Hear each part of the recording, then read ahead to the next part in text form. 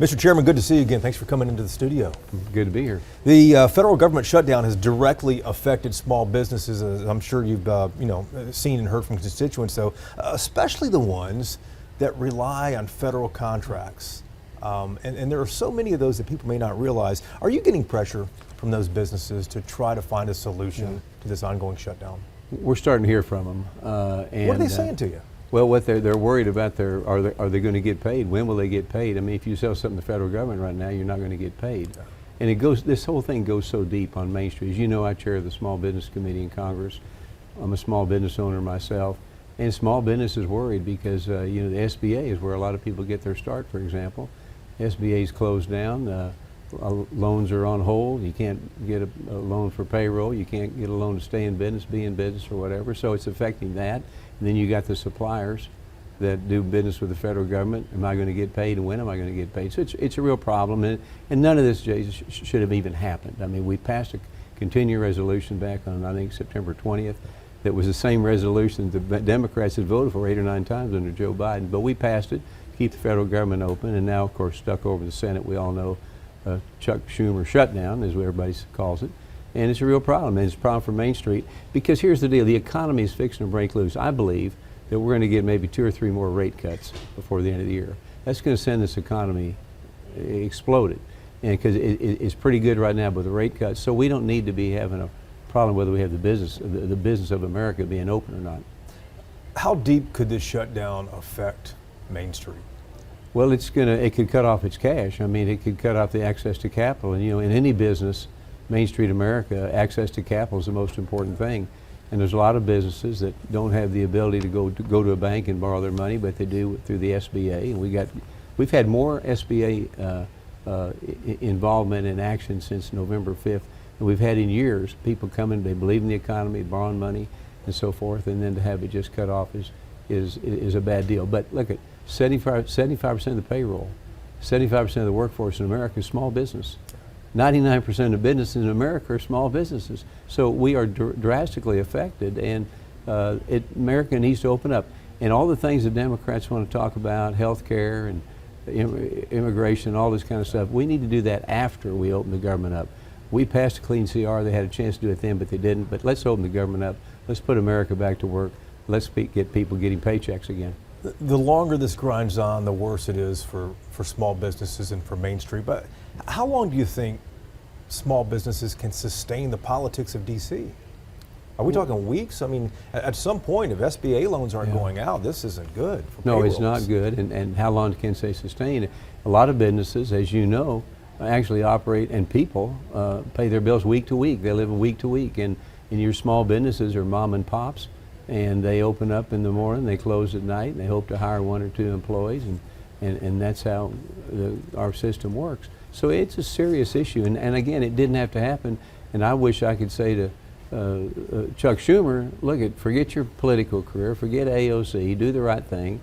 Let's get a vote out of the Senate, and let's get the government open, and let's start doing business again, and so forth. But we need to do that. What kind of timeline do you think, though, that we're working on here for small business? Because they could run out of money at some point here. There's no question, and as I said, small businesses sometimes go week to week. So, we're starting to hear from businesses now that not sure they can make their payroll, not sure that they can buy their inventories. I mean, if you can't buy your inventory, you have nothing to sell, then you don't generate sales, you see, and so forth. So it gets it gets deeply rooted, and Main Street and suppliers are the first guys that get hit. Yeah, it is cyclical in that sense, indeed, though. Democrats say Republicans refuse to negotiate. Republicans say reopen the government first here. There's a lack of trust in D.C. This is not a new thing with this shutdown. But how do you restore that? Because that needs to be the foundation of moving forward. No, you're so right. And I'm old enough where I remember Democrats, Republicans agreed to disagree. They didn't swing at each other and fight. They agreed to disagree. And the old adage of Tip O'Neill and Reagan, visiting after hours and so forth. But that's long gone. And the shame of it in Washington is the town is driven by anger. And I don't care what field you're in, you can't be angry every morning. You might be mad, but anger takes over. And we got a situation where everybody's angry. If you're for it, I'm against it. That game over, and that we can't run our government that way. And we got the greatest country in the world. We've got the greatest people in the world. We need to turn them loose and let government pull back. I've always said I want government to do three things: collect my taxes, defend my borders, help me with the infrastructure, and get out of the way. And I still believe that. Democrats say if the subsidies to healthcare insurance companies expire, that the price people pay for health insurance is going to increase drastically. And as you know, that affects a lot of small businesses in Texas and across the country. Can businesses sustain that, though, if these subsidies, this $40 billion paid to keep prices down for regular Americans, if that goes away, if their costs increase drastically? Well, of course, if subsidies go away, which is what the Democrats want to keep, it again shows that Obamacare doesn't work without subsidies. But businesses, again, when you choke businesses from selling, from doing business with their customer or each other, whatever, it affects everything. And we need to get going again so we can have this debate. We should have had this debate before we passed the continuing resolution. But because it passed, and because I think that President Trump is deified by these people, they don't want him to have anything good happen. They came up with this situation. Well, I want this, this, and this, and this before we pass it, and that should have been done. There was a time to do that.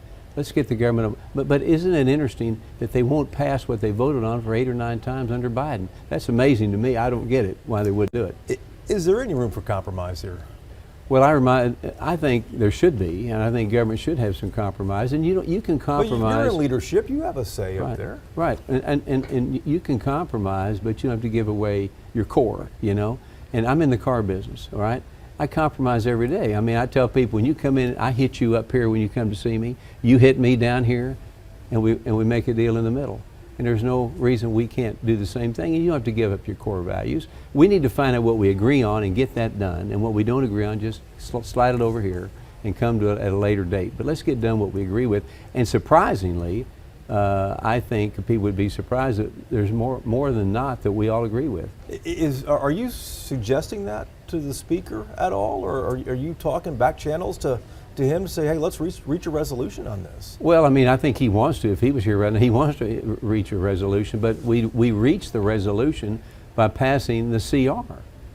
I mean, it's like we want to have a separate vote to pay the military. We want to have a separate vote to pay FAA. I mean, the ground tower guys.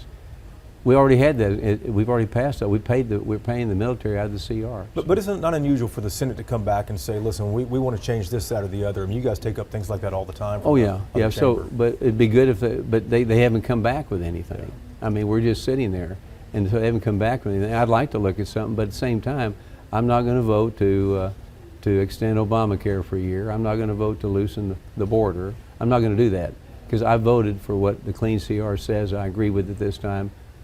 Let's get business open. As a member of Republican leadership, do you accept any responsibility for the shutdown? Well, I don't know that. I mean, I can accept responsibility on anything. I'm a congressman, so it gives me that much responsibility. But I did what I thought was right, and I voted to open the government up. I didn't vote for a shutdown. I voted to open the government up, and I did the right thing.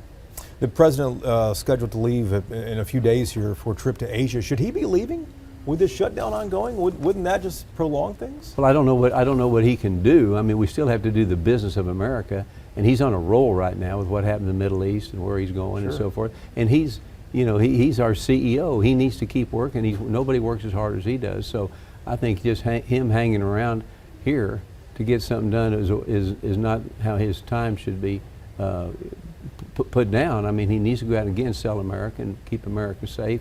We need to do our job here, and now the job is in the Senate because we did it in the House. Let me ask you two questions from the headlines today here. In the shutdown here, the president is moving ahead with demolition of the East Wing to build the ballroom there. A lot of people are seeing the pictures of the facade of the East Wing coming down. What's your reaction to that, this century-old building here? Well, so I don't know that I know exactly. I mean, I know what you're talking about, of course, but I'm not so sure. I have been told that what we're tearing down is not the historical part of the White House. So that's all I know about that. But I mean, if you show a wrecking ball tearing in the White House, I mean, that's a little heavy. But that's not what I understand they're doing. He's going to build a ballroom. Each president builds something when they leave. But that this part that they're reworking is not an original part of the White House. So. What was your reaction when you saw those photos? Because I think everyone had a reaction when they saw that. Well, my reaction was he's building his ballroom. I mean, that's what we'd expect coming out of President Trump. He's a deal maker, and he does it in great ways and so forth. So I didn't really think much more than that. And last thing, this is a headline I saw today. You may have seen the same thing. Senator Cruz saying that Republicans need to take seriously the No Kings protest we saw last weekend. More than 7 million people protesting around the world. What was your reaction to what you saw out there? Well, what I saw was candidly a lot of older people, people with hair my color, out marching around. I don't know what they were trying to say. I guess that Trump's a king. They don't want that. But I think if 7 million was the number, that's a lot of people. But there's also a lot more than that. Sat home, went to church, went to ball game Sunday, and weren't worried about the King March. And so forth. So I think you have to take it seriously. You always have to take your opponent seriously. Whether it be sports or in business, you have to realize they are and what their strengths are and what their strengths are not. And I think that he's right when he says we have to take it seriously, but I didn't put much into it. I thought it was a gigantic failure, to be quite frank with you. And you've been in D.C. for a few minutes here. How long do you think this shutdown will last? Well, I'm going to tell you, I'm going to give you an answer. If I'm right, I hope you'll remind everybody on your show I told you. If not, just forget it. But I think we'll be there at least till Thanksgiving. Are you serious? Yeah. I mean, that would be a record. I think we're setting the record today or tomorrow. You know, look, I think it very well could happen. Now, if we'll see what happens with these bills to pay the separate bills. The problem with the separate bill for the military, we've already voted to pay the military. Right. It's part of the CR. Part of the CR. So I think it could go as deep as that. I hope not. I want to get back up there and do what I got elected to do. But if that happens, I mean, that would severely impact Main Street and small business, wouldn't it? No question. I mean, I'm not rooting for the shutdown. I want to get back up there, and each day it goes by, it's harder on Main Street. Remembering that Main Street and small businesses, 99% of the economy is generated by these businesses, and we got to get the economy going because it's ready to go. Do you think that this shutdown is going to result in small businesses having to close? I think there will be some stories of small businesses probably having to close from a cash flow standpoint, and there'll be some that will have success stories on what they did to create cash flow and so forth, like you do in every business. But I'm sure there'll be some because it's an interruption, and a lot of small businesses and people operate their finances week to week. Small margins. And I'm telling you, it doesn't have to happen. The Schumer shutdown did not have to happen and affect these small businesses. Mr. Chairman, thank you for the time. It's good to see you. I appreciate it. Thanks for having us.